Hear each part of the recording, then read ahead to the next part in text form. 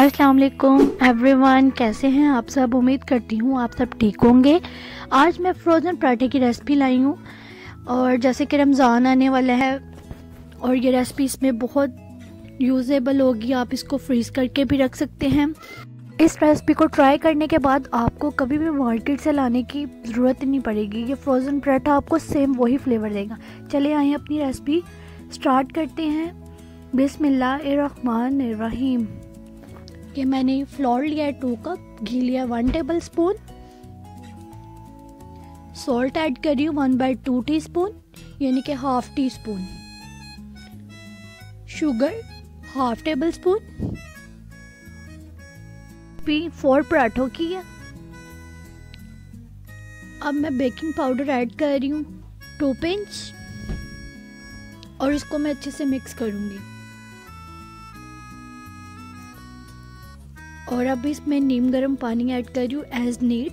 जैसे आपको लगे कि आपकी डो रेडी है, आपने वाटर इतना ऐड नहीं करना, कम क्वांटिटी में पहले आपने ऐड करना है, फिर इसको अच्छे से आपने बाइंड करना है ताकि आपको पता चले कि इसमें कितने पानी की ज़रूरत है।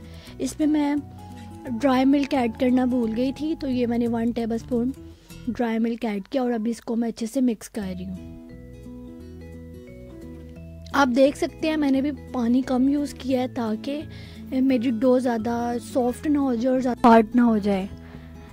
अब मैं इसको बेल कर एक रोटी की शेप दे रही हूँ और इसको मैं अब मोल्ड के साथ शेप दे दूँगी और कट करके इसकी शेप बना लूँगी। ये मैंने एक पेपर लिया, आप भी सेम इसी तरह प्रोसेस करेंगे, आपका भी सेम ऐसे ही बनेगा। इसको मैंने थोड़ा सा ऑयल के साथ ग्रीस किया है। शेप देने के बाद मैंने इस पेपर के ऊपर इसे रखा और इसे फिर मैं घी से ग्रेस कर रही हूँ। अच्छे से ग्रेस करने के बाद मैं इसके ऊपर फिर एक और पेपर दूंगी और फिर इसको ग्रीस करूँगी, फिर पराठा रख दूँगी। ठीक है, ये देख सकते हैं मैंने 4 पराठों की लेयर लगाई है और पहले मैंने पेपर रखा, फिर इसको ग्रेस किया, फिर मैंने पराठा रखा, फिर पराठे के ऊपर भी ग्रेस किया, फिर मैंने इसको पेपर रखा, पेपर को भी किया। और ये मैं आफ्टर फ्रीज आपको इसकी फाइनल लुक दिखा रही हूँ। ये पेपर हटाएंगे आप तो यकीनन आपका भी सेम इसी तरह इजीली पेपर ऊपर से उतरेगा और आप इसको सेम मेरी तरह ये पराठे की लुक आप देखें।